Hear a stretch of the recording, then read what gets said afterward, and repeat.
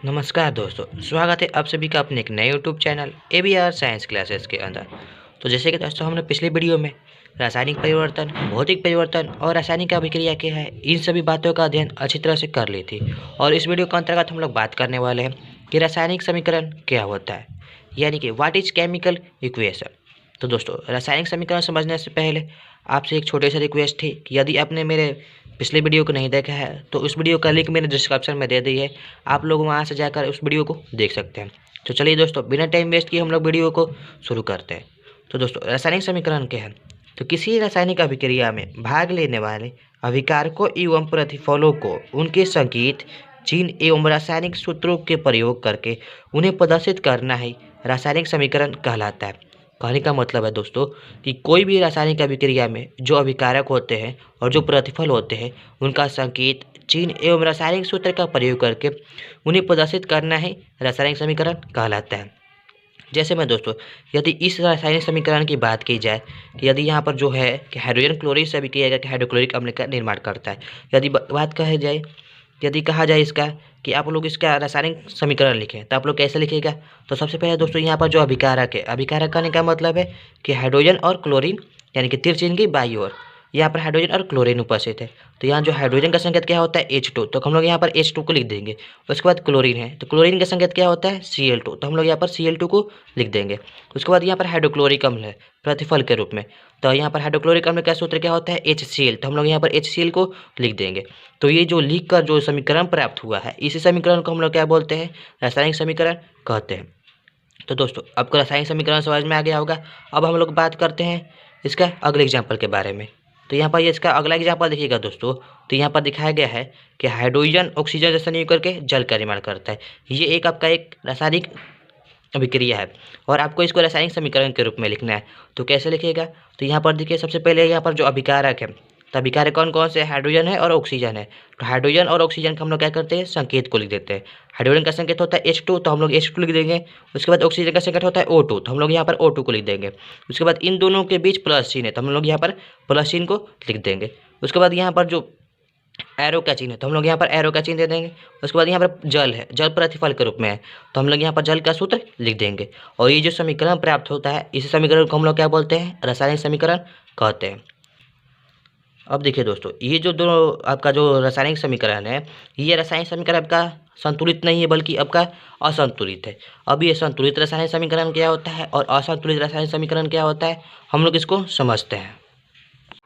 तो दोस्तों रासायनिक समीकरण दो प्रकार का होता है। पहला नंबर संतुलित रासायनिक समीकरण और दूसरा असंतुलित रासायनिक समीकरण।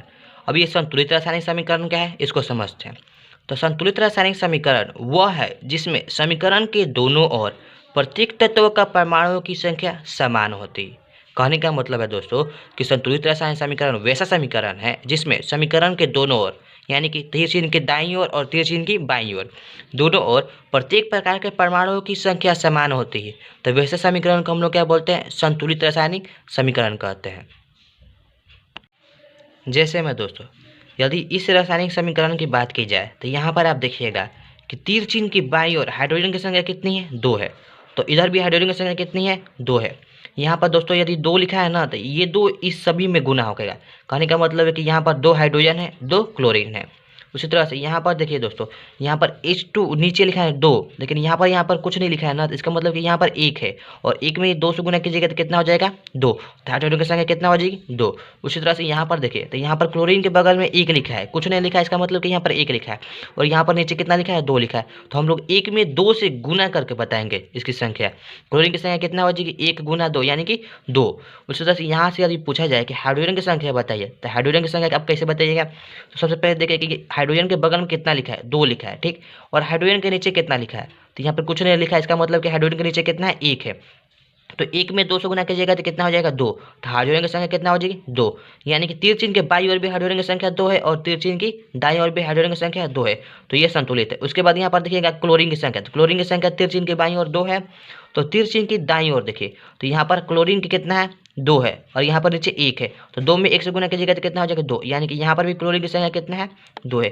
तो आप लोग देखिएगा कि तीर चिन्ह की दाईं ओर भी हाइड्रोजन की संख्या 2 है और बाईं ओर भी हाइड्रोजन की संख्या 2 है। उसी तरह से तीर चिन्ह के दाईं ओर आपका क्लोरीन की संख्या 2 है और बाईं ओर भी क्लोरीन की संख्या कितना है 2 है। यानी कि ये जो समीकरण है आपका, ये समीकरण कैसा है, संतुलित समीकरण है। क्यों? क्योंकि यहाँ पर देखिएगा कि तीर चिन्ह के बाईं ओर जितना हाइड्रोजन की संख्या है उतना ही दाईं ओर हाइड्रोजन की संख्या है। उसी तरह से तीर चिन्ह के बाईं ओर जितना क्लोरीन की संख्या है उतना ही क्लोरीन की संख्या तीर चिन्ह के दाईं ओर। इसलिए यह समीकरण कैसा होगा, संतुलित रासायनिक समीकरण होगा।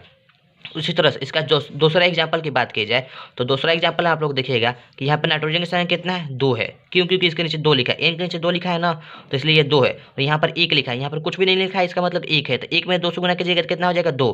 तो यहाँ पर नाइट्रोजन की संख्या कितना है 2 है। उसी तरह से यहाँ पर पूछा जाए आपका कि हाइड्रोजन की संख्या बताइए, तो हाइड्रोजन की संख्या कितना है, तो यहाँ पर देखिए हाइड्रोजन के बगल में 3 लिखा है और इसके नीचे 2 लिखा है, तो 3 में 2 से गुना करके बताएंगे। हाइड्रोजन के बगल में 3 है लेकिन इसके नीचे 2 है, तो हाइड्रोजन की संख्या आपको बताना होगा, तो इस 3 में इस 2 से गुना करके बताइएगा। तो हाइड्रोजन की संख्या कितना हो जाएगी कुल 3 गुना 2 यानी कि 6। यहाँ पर हाइड्रोजन की संख्या कितना है 6 है।